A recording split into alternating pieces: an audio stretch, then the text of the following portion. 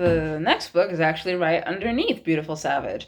After the End Has Begun is the follow-up to After the Devil Has Won by Rick Wood. And I did find out that there's a fourth book, which not a fourth, a third book, which I can't wait to read, and I really hope Sia dies, cause she deserves it.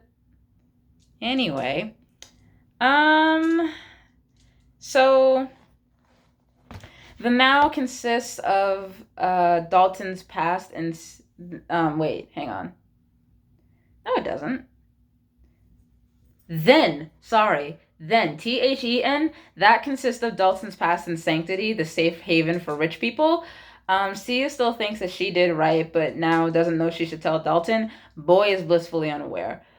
This takes place 6 months after all of that happened.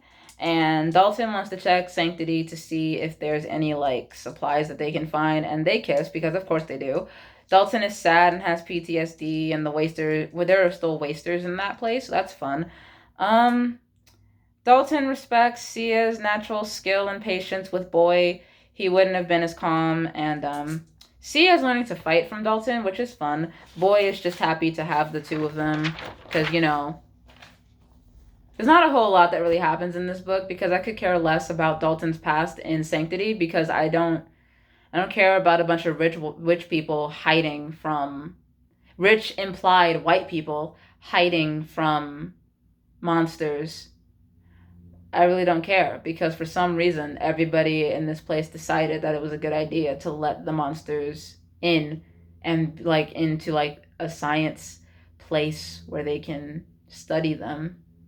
I get the impetus, but do we have to do this right underneath where all the people are living? Anyway, Dalton sees on recorded footage what happened, what Sia did, and Boy is having an episode because he also has PTSD, and Boy doesn't like Sanctity. So Dalton goes crazy, and they escape, and Sia won't let Boy get separated from her again because of what happened last time. Dalton is angry at Sia, and he's kind of mad at Boy and wants to hurt Sia. He tries to kill her, and she tries to leave with Boy, but Dalton says nope, so she explains, and he doesn't care. He just wants her dead. Some people named Colin and Catherine find them, and then Dalton does find them again, and he kidnaps Boy, and Sia, like, attacks him, and then drags him out and lets the monsters have him. Yeah. Everything that I said before still stands with this book. It's like the same amount of pages, I'm pretty sure. And I like Dalton's descent into madness. It's certainly a lot more believable than Khaleesi's descent into madness, but whatever. I just, I don't know. It was whatever. I'm hoping that the next book is the last one and that Sia dies. But that's just me. So because I have time left, let's do the next one. Oh, wait. Yeah, I already told you where this one goes.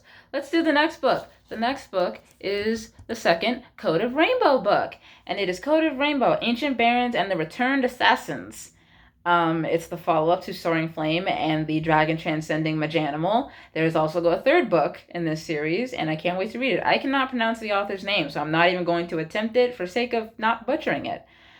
It takes place 2 years after the events of the last book, and if I'm honest, this book is pretty boring, because at least in the last book, when Sorame was a kid, it was adorable, because he was naive and so cute. Teenagers are terrifying, and I include myself in that statistic, because when I was a teenager, I was also a horrible person.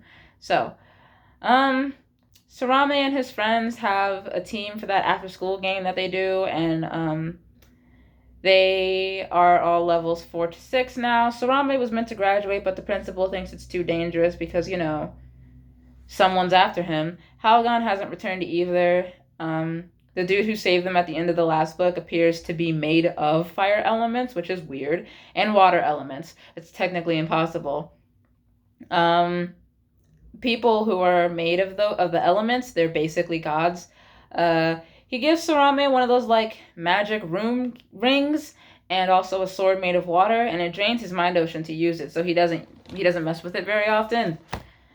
When he asks about his parents, God Dude tells him to become a master and he'll learn.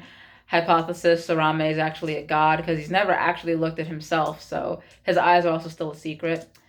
They find a dark player for their team, and he graciously says that if Halgan comes back, he'll just be an understudy, which is nice. Sarame decides to auction off some of his water paintings for money, and Filton, his dad, is traveling the world, and Sarame is seeing a previously unknown gold magic out the corner of his eye. So that's fun. Sarame gets sent a magic orb, and it's got Radka's hand in it. This book gives me similar vibes to like Plastic Magician, but at least these books don't claim to be whimsical, because there's nothing whimsical about chopping off someone's hand and sending it to actual children. Anyway, so the adults go looking and decide to train the kids by exposure and have them do harder things that they'll be prepared for the world. Dark guy, the guy who's their dark magician, I don't remember what his name is. He has an idea, but it's a family secret, so let's be discreet.